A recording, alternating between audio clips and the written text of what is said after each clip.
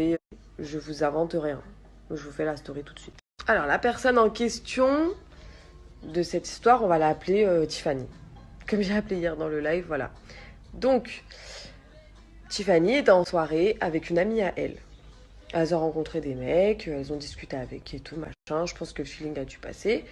Quand la copine de Tiffany lui a dit, bah, viens, on rentre, demain je commence tôt, etc. Tiffany a dit, non, je vais rester. Avec les mecs, etc. et tout. Donc, elle est restée, elle a passé sa soirée avec eux. Et le lendemain matin, elle s'est réveillée dans une baignoire remplie de glaçons, toute nue. Donc, elle était choquée. Et elle voit sur son poignet qu'il y a écrit un mot. Donc, il y a écrit, lorsque vous vous réveillez, appelez le 15. Elle regarde autour d'elle, il y avait son téléphone, donc elle prend son téléphone, elle appelle la police. La police, elle leur dit, ouais, bah écoutez, voilà, je viens de me réveiller, je sais pas où je suis dans une baignoire remplie de glaçons, je suis nue, je sais pas ce qui s'est passé, je me rappelle de rien. Donc ils lui disent, commencez par regarder autour de vous, est-ce que vous avez vos affaires, etc. Donc elle avait tout, tous ses affaires, ses vêtements pliés, archi bien et tout. Son sac à main, ses papiers, sa carte bleue, rien n'a été volé, rien du tout. Du coup, ils lui disent, est-ce que vous pensez que vous avez été violée? Donc elle dit non, franchement, je pense pas. Après, voilà, elle n'avait pas de certitude, mais là, voilà, elle pensait pas.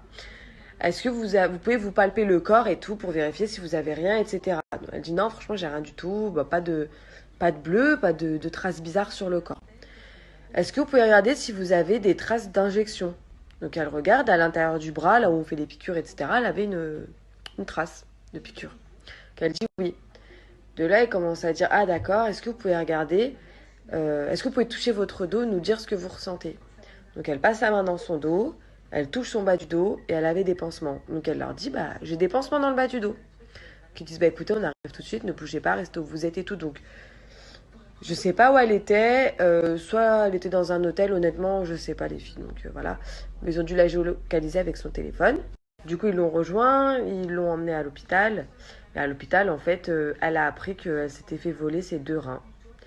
Donc, ils ont dû l'opérer en urgence parce qu'il y a un risque d'infection, voire d'hémorragie quand c'est mal fait, mal recousu, etc. Et en fait, ça a été très bien fait. Les sutures ont été faites par un chirurgien français parce qu'apparemment, d'après ce que ma belle-sœur m'expliquait, chaque pays a sa façon de suturer. Et là, c'était des points français en fait. Donc ça a été fait par un chirurgien français. Ça a été très bien refermé. Très bien. En gros, c'est un taf d'un chirurgien. C'est pas un mec qui s'est dit vas-y, je lui pète à ses reins et l'histoire elle est réglée. Non, non, ça a été fait par un chirurgien. Donc voilà, la fille, la pauvre, est sous dialyse 4 fois par semaine. Ils lui ont gâché sa vie. Tout ça parce que voilà, elle était naïve, la pauvre, elle a eu un bon feeling avec des garçons en soirée et elle a plus de reins. Donc voilà les filles. Moi franchement quand ma belle-sœur m'a raconté, j'étais choquée.